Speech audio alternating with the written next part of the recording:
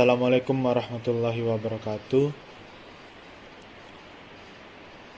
Perkenalkan, kami dari kelompok 5 yang beranggotakan saya sendiri Syahrul Azwan, Aisyah Amini Hakim, Muhammad Fahri Husaini, Muhammad Zainal, Titik Supaida, Ayudia Fasha, dan Nur Fadila Anton. Di sini kami akan mempresentasikan tentang pertumbuhan agregat. Baik, di sini saya akan menjelaskan tentang pengertian dari agregat demand. Agregat demand adalah nilai seluruh permintaan pada seluruh jenis produk barang dan jasa yang dibuat dalam suatu periode tertentu. Nilai permintaan yang terdapat di dalam agregat ini akan dinyatakan dalam wujud nilai keseluruhan yang digunakan untuk produk barang dan jasa tersebut, hingga level harga yang lebih spesifik dan pada periode waktu tertentu.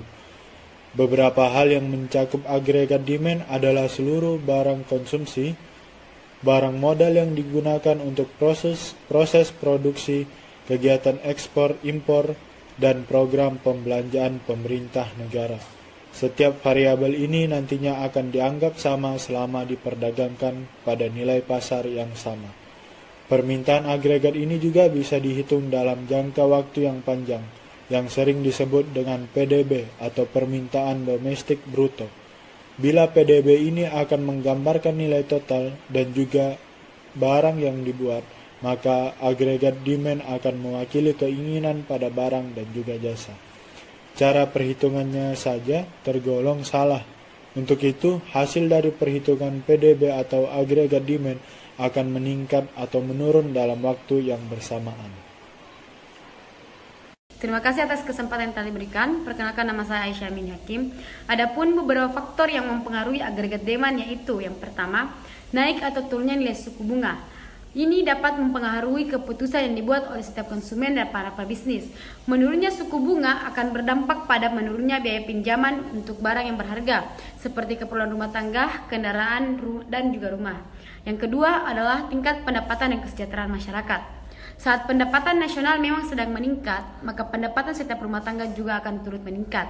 Dan di saat seperti ini, permintaan agregat juga akan meningkat. Sebaliknya, penurunan pendapatan nantinya akan berimbas pada menurunnya jumlah agregat demand. Yang ketiga adalah perubahan ekspektasi inflasi. Bila suatu negara sedang mengalami laju inflasi, maka umumnya akan terjadi peningkatan harga barang dan jasa dalam negeri. Bila masyarakat merasa negaranya sedang mengalami inflasi, maka mereka akan melakukan pembelian sebelum harga komoditasnya menjadi meningkat. Yang terakhir atau yang keempat adalah perubahan nilai tukar mata uang. Nilai mata uang pun akan turut memberikan dampak besar pada agregat demand. Bila nilai mata uang dalam suatu negara sedang anjlok, maka harga barang tentu akan semakin mahal, khususnya barang impor. Sebaliknya, bila mata uang sedang meningkat, maka harga barang impor pun cenderung lebih murah.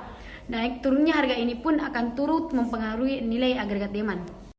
Cara menghitung pendapatan agregat dengan rumus AD sama dengan C tambah I tambah G tambah dalam kurung X kurang M, di mana C adalah rencana biaya pengeluaran untuk produk barang atau jasa, I adalah rencana pengeluaran yang digunakan untuk investasi, G adalah pengeluaran anggaran pemerintah, X adalah kegiatan ekspor, dan M adalah kegiatan impor. Utang dan pengaruhnya pada permintaan agregat. Utang memiliki peranan yang sangat penting pada tinggi atau rendahnya nilai agregat demand. Pada dasarnya, agregat demand adalah mengeluarkan mata uang dengan tujuan untuk konsumsi, investasi, dan lain-lain. Mengeluarkan uang ini akan sangat tergantung dengan jumlah pendapatan yang diperoleh. Berikut ini adalah gambaran singkatnya. Pendapatan kurang pengeluaran sama dengan jumlah tabungan, atau pengeluaran sama dengan pendapatan dikurang tabungan sama dengan pendapatan ditambah utang. Nama saya Titik Subaidah. Saya akan melanjutkan materi sebelumnya dari rekan saya, yaitu kondisi ekonomi dan agregat demand. Kondisi ekonomi yang terjadi dalam skala nasional atau internasional akan turut memberikan dampak pada nilai agregat demand di suatu negara. Dalam kondisi resesi, setiap konsumen dan produsen tentu akan cenderung menekan pengeluarannya. Untuk itu, jumlah pengajuan kredit pun akan berkurang. Hal tersebut akan berdampak pada pengeluaran produksi dan juga instrumen investasi. Akan ada banyak pebisnis yang mengalami kerugian karena banyak faktor, baik itu dari kurangnya modal atau penjualan yang menurun secara drastis. Untuk itu, perusahaan harus terpaksa mengurangi jumlah karyawannya. Efeknya, akan ada banyak masyarakat yang menjadi pengangguran, dan kondisi ekonomi pada suatu negara akan sangat berdampak pada nilai agregat demand. Komponen permintaan agregat. Yang pertama ada konsumsi. Konsumsi mampu mewakili tingkat pengeluaran rumah tangga untuk barang dan juga jasa. Hal penentu yang paling utama dari komponen yang satu ini adalah pendapatan disposable atau pendapatan setelah pajak atau pendapatan sekali digunakan. Yang kedua ada investasi. Pengeluaran investasi adalah pembelian produk barang atau jasa yang dilakukan oleh bisnis. Pembelian ini umumnya digunakan untuk modal fisik yang sangat paling penting untuk kapasitas produksi mereka. Keputusan investasi inti tergantung pada tingkat keuntungan yang diharapkan juga biaya pendanaan. Yang ketiga, pengeluaran pemerintah. Pengeluaran pemerintah dianggap sebagai variabel eksogen.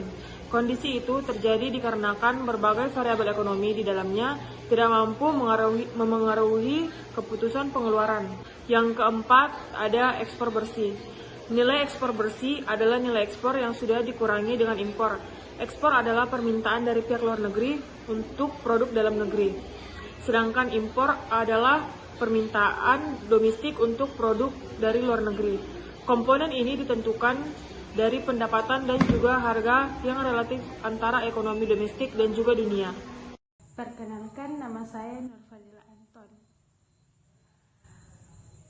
Bagaimana permintaan agregat berkorelasi dengan output agregat? Permintaan agregat adalah konsep kunci dalam ekonomi Keynesian.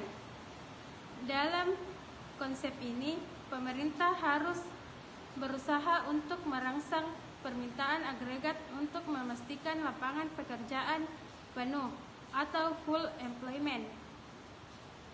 Meningkatkan permintaan agregat adalah kondisi yang diperlukan untuk peningkatan output agregat.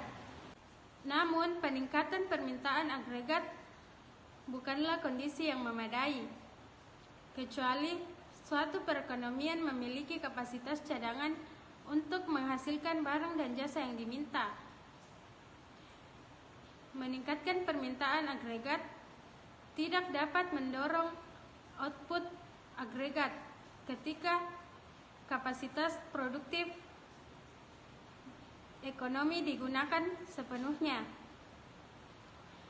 Setiap peningkatan permintaan agregat melebihi output agregat hanya akan meningkatkan impor, dan jika persediaan tambahan untuk barang tidak tersedia sama sekali, tekanan inflasi muncul.